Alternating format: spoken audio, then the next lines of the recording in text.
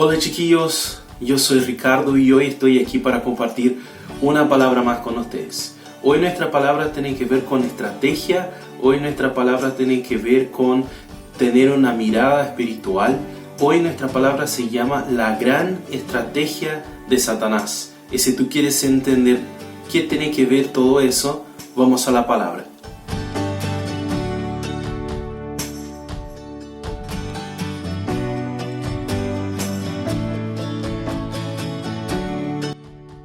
Bueno, la palabra de hoy yo veo que es una palabra muy importante para nosotros cristianos entendernos y entendernos cómo funciona la realidad espiritual. Hay una batalla y nosotros necesitamos entender al respecto de eso. Así que quiero compartir contigo para que podamos entender eso, de qué estamos hablando hoy. Yo te invito a que abras tu Biblia ahí en Daniel 1, del 3 al 7, y que pasemos a leer para entender que Dios nos tiene que hablar al respecto de eso hoy, ¿ya? Dice así: Además, el rey le ordenó a Aspenaz, jefe de los oficiales de su corte, que llevara a su presencia a algunos de los israelitas pertenecientes a la familia real y a la nobleza. Deberían ser jóvenes apuestos y sin ningún defecto físico, que tuvieran aptitudes para aprender de todo y que actuaran con sensatez. Jóvenes sabios y aptos para el servicio en el palacio real, y a los cuales Aspenaz debía enseñarles la lengua y la literatura de los babilonios. El rey les asignó raciones diarias de la comida y del vino que se servía en la mesa real. Su preparación habría de durar 3 años, después de lo cual estarían al servicio del rey. Entre estos jóvenes se encontraban Daniel, Ananías, Misael y Azarías, que eran de Judá, y a los cuales el jefe de oficiales le cambió el nombre. A Daniel le llamó Beltesazar, a Ananías Sadrach, a Misael Mesac y a Azarías Abednego. ¿Ya? Eso dice el texto que leímos. Pero vamos a entender, para entender más o menos lo que Dios nos está hablando, lo que nos quiere hablar a través de este texto. Bueno, primero, Jerusalén estaba pasando, la verdad, Israel estaba pasando por una dominación, ¿ya? Babilonia había dominado Israel y estaba empezando a aplicar su estrategia de dominación sobre este pueblo. Ellos tenían una estrategia que funcionaba muy bien y que era muy buena pero muy dura, ¿ya? ¿Qué hacían ellos? Cuando ellos dominaban un pueblo, ellos no solo dominaban y demandaban que este pueblo les obedeciera las leyes, sino que ellos entendían que se dejaran el pueblo junto, perteneciendo siempre al mismo lugar, ellos iban a tener fuerza en algún momento para rebelarse en relación a su dominación. Entonces, ¿qué hacían ellos? Ellos separaban el pueblo, sacaban una parte del pueblo que estaba en el local y sacaban y llevaban a otro lugar. En este caso lo llevaban a la capital de Babilonia, a algunos de estos, y dejaban una parte, pero en este lugar mezclaban con otros pueblos, llevaban gente de otros pueblos para que la cultura se mezclara y que se destruyera la identidad del pueblo, porque así el pueblo se iba a volver un pueblo de Babilonia, un pueblo miscigenado y que no tuviera una cultura propia. Entonces eso hacían ellos, y ellos estaban empezando entonces, habían recién dominado a Israel y estaban empezando entonces a aplicar su estrategia de dominación sobre Israel, ¿ya? Eso estaba pasando en este momento. Entonces, ¿qué hace el rey? El rey hace 3 cosas ahí que son importantes para que nosotros podamos mirar y entender qué está pasando. Primero, el rey elige los mejores en medio al pueblo, ¿ya? Él piensa, entonces yo saco los mejores del pueblo y traigo acá a mi corte, y ahí ellos van a servir a mí, y eso va a servir de ejemplo para el pueblo. También la otra cosa que el rey hace es que el rey ofrece el mejor que tiene en su castillo, ¿ya? De su mesa él ofrece. ¿Por qué? Porque la Babilonia intenta seducir a estos chicos ya, para que ellos también se sientan bien en medio a este pueblo, ya. Y la tercera cosa que el rey hace es que la Babilonia cambia los nombres de estos chicos, ya. Daniel pasa a ser Beltesazar, Ananías pasa a ser Sadrach, Misael pasa a ser Mesac y Azarías pasa a ser Abednego, ya, como vimos ahí en la palabra. Pero vamos a transferir eso, entender el contexto espiritual, la parábola que se nos cuenta en la vida real de estos chicos, ya, para nuestra vida. Bueno, primero, la Biblia va a comparar Babilonia con este mundo que vivimos, esta sociedad en que vivimos, esta sociedad corrupta, corrompida por el enemigo, ¿ya? Hay muchos textos y muchos momentos en la Biblia donde esta comparación va a pasar, o donde va a usarse este ejemplo, ¿ya? Para mostrarnos lo que es, a qué se compara este mundo, ¿ya? Pero si tú quieres una referencia ahí en Apocalipsis 14:8, tú vas a ver esta comparación, ¿ya? Bueno, eso es lo primero. El segundo es que el rey de este mundo es el diablo, ¿ya? Nosotros vemos ahí en 1 de Juan 5:19, ¿ya? Que va a decir, sabemos que somos hijos de Dios y que el mundo eterno está bajo el control del maligno. O sea, el diablo controla este mundo, ya está controlando este mundo. Entonces, el que está hoy controlando el mundo, el que está en la misma posición que estaba el rey Nabucodonosor en Babilonia, hoy es el diablo en este mundo actual, ¿ya?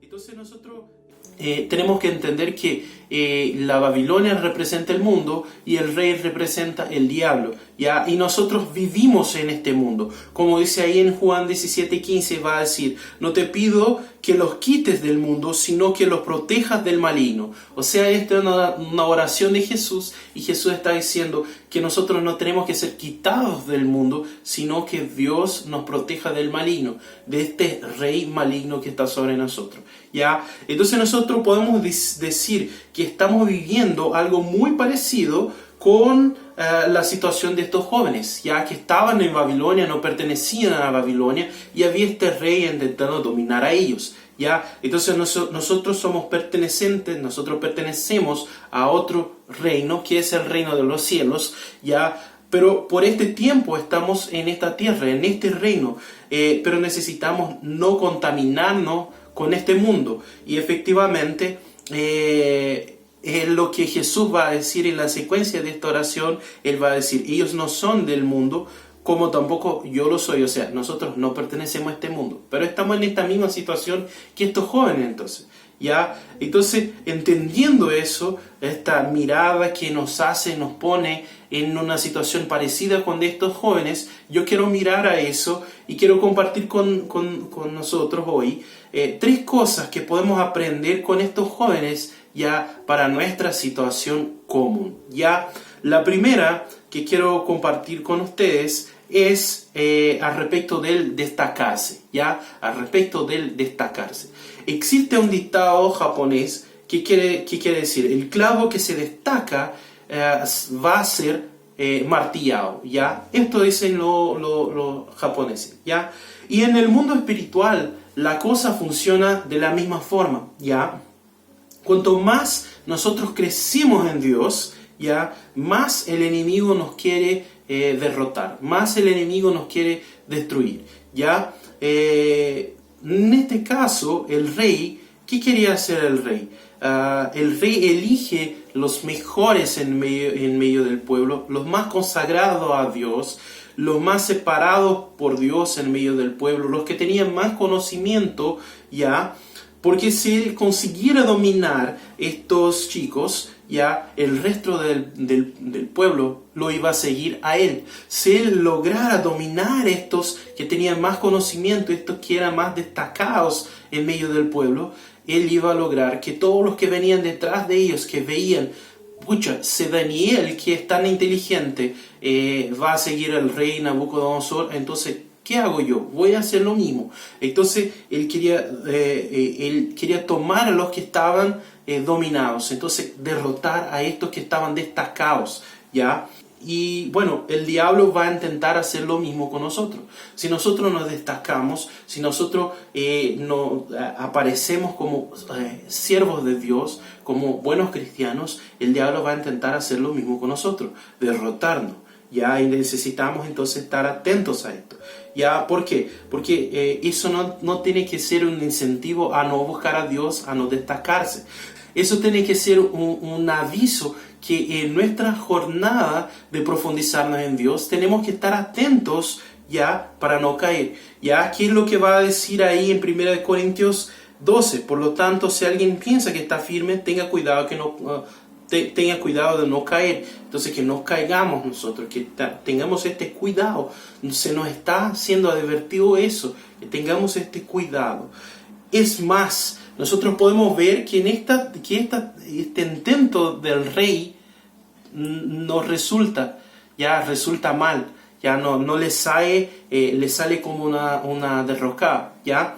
El intento de dominar a estos jóvenes se transformó en la derrocada de la estrategia del rey, porque Dios dio la victoria a ellos, ¿ya? Dios los hizo victoriosos sobre el rey, ¿ya? El intento de tomar los que se destacaban en medio del pueblo, del rey, para dominar el pueblo hizo con que los pusiera en más evidencia y que honraran más el nombre de Dios. Eso fue lo que pasó. Y Pablo nos va a enseñar que él mismo va a pasar con nosotros. Va a decir ahí en 1 Corintios 10:13, va a decir, ustedes no han sufrido ninguna tentación que no sea común al género humano. O sea, que nosotros no vamos a sufrir ninguna tentación que nosotros no podamos soportar. Entonces, podemos soportar todo eso y vamos a honrar a Dios con esto. Entonces, tenemos que estar atentos para que nuestro destacarnos, el destacarse, el destaque, ya sirva para la gloria de Dios y no para que el pueblo nos siga a ser derrotados por el enemigo. Ya, entonces el destacarse va a pasar eso y tenemos que estar atentos. Y la segunda cosa entonces que quiero hablar es hablar respecto de la tentación. Ya, nosotros tenemos que estar conscientes de que vamos a ser tentados con el mejor que el mundo tiene. Y el mundo no va a tentarnos con cualquier cosa, sino con su mejor. ¿Ya? Nunca vamos a ser tentados con algo que sea fácil de decir no. ¿Ya? No vamos a ser tentados con algo que sea fácil de decir no, ni tampoco vamos a ser tentados en áreas de nuestra vida que son las más fuertes. Siempre vamos a ser tentados en las áreas más débiles de nuestra vida, porque el enemigo nos quiere derrotar efectivamente. Ya ven el caso de estos jóvenes, ya ellos eran dominados por otro pueblo, ya habían pasado por guerra, estaban ahí en guerra, porque no crean que la Babilonia llegó y dijo, les voy a dominar a Israel, y Israel dijo, bien, ok, vamos a dejar la guerra para otro momento. Ellos habían pasado por guerra, ya fue una pelea, ellos estaban probablemente como fueron derrotados, viviendo miseria, ya. Entonces el rey viene y les ofrece a estos chicos que salgan de esta situación para vivir en el castillo del rey, comer de la mesa del rey, tomar del vino del rey y disfrutar de todo el honor que hay ahí para los que son de la corte del rey. Entonces eso se les ofrece. Ya es más, eso no iba a resolver solamente su situación, como probablemente iba a resolver la situación de su familia. Entonces es algo súper fuerte y potente que se les ofrece. La tentación era grande para ellos, pero ellos resisten a la tentación porque ellos entienden una realidad espiritual. Nosotros vemos lo mismo pasar en la vida de Jesús cuando Él es tentado ahí en el desierto. Esto está en Lucas, en el Evangelio de Lucas 4, del 1 al 14, ¿ya? Que cuenta la historia de cuando Jesús está ayunando ahí en el desierto y después al final, los 40 días, viene el diablo y le ofrece algunas cosas y le tenta en algunas cosas y ahí Jesús le dice que no, ¿ya? Bueno, ¿qué le ofrece el diablo? El diablo le ofrece acabar con la hambre de él, al comienzo. La primera tentación es que Jesús transforme las piedras en pan, ¿ya? ¿Y qué le ofrece el diablo en este momento efectivamente? Le ofrece acabar con su sufrimiento, ¿ya? Que es algo súper tentador. Jesús estaba 40 días ayunando, estaba con hambre. Entonces él dice, acabemos con tu sufrimiento, yo tengo la solución. Transforme las piedras en pan. Eso le ofrece el diablo. Después le ofrece todo lo que el hombre desea. La segunda tentación es, ¿sabes qué? Yo sé lo que tú estás buscando. Yo sé lo que el hombre quiere. Él dice a Jesús. Entonces haga así. Adore a mí ahora que te doy todo lo que el mundo tiene. Yo soy dueño de este mundo. Entonces te doy todo lo que el mundo tiene. O sea, le ofrece a Jesús gloria y poder. Él le ofrece a Jesús todo lo que el hombre quiere. Gloria y poder. Tener una vida resoluta. Y después Él le ofrece a Jesús que sea servido. ¿Qué Él hace? Lo pone al tope del templo y le dice, tírate de aquí. ¿Por qué? Porque la palabra mismo va a decir que tú vas a dar orden a los ángeles y ellos te van a obedecer. Él dice a Jesús, que los ángeles te sirvan, que las personas te sirvan, que reconozcan quién tú eres. O sea, Él ofrece reconocimiento a Jesús. Porque efectivamente Jesús era Dios en la tierra y no tenían el reconocimiento. Entonces Él estaba efectivamente salvando a nosotros y no tenía el reconocimiento. Y eso le ofrece a Jesús. Pero Jesús no acepta eso. Es más, Jesús cuando sale de este lugar, Él recibe de Dios algo mayor do que todo eso. La palabra va a decir que Él sale lleno del Espíritu Santo, lleno del Espíritu de Dios y comienza su ministerio. O sea, cuando Él niega toda esta cosa, cuando Él niega que no pasar por sufrimiento, cuando Él niega la gloria y el poder, cuando Él niega el reconocimiento, todo lo que el enemigo le ofrece, Él recibe algo mayor de la parte de Dios y empieza su ministerio. ¿Qué es? Él se vuelve la persona más importante de toda la historia del universo. ¿Ya? Él se vuelve la persona más importante que existió en toda la existencia del universo. Entonces, Dios tenía algo mayor para Él. Entonces, tenemos que entender eso. Y es esta la realidad que estos 4 jóvenes entienden. Y es la misma realidad espiritual que Jesús entiende aquí. Siempre que el diablo ofrece algo para nosotros, es porque Dios tiene algo mejor. ¿Ya? Dios tiene algo mejor. Eso es la realidad que ellos entienden. Entonces, siempre que pasamos por tentación, necesitamos entender esta realidad espiritual.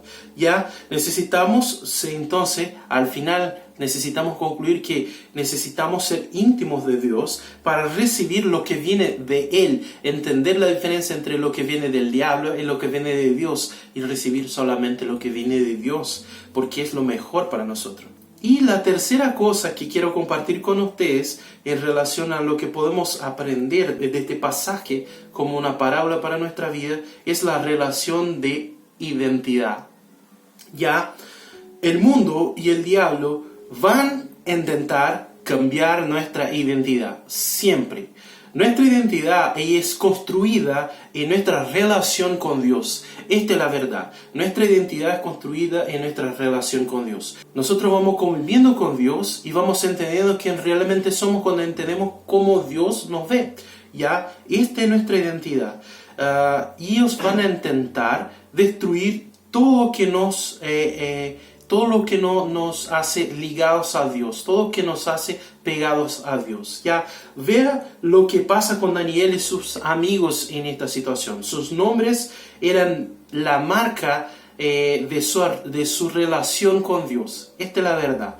Ya, y la Babilonia cambia sus nombres, o sea, intenta cambiar sus identidades. Ya, Daniel, ¿sabes qué significa el nombre Daniel?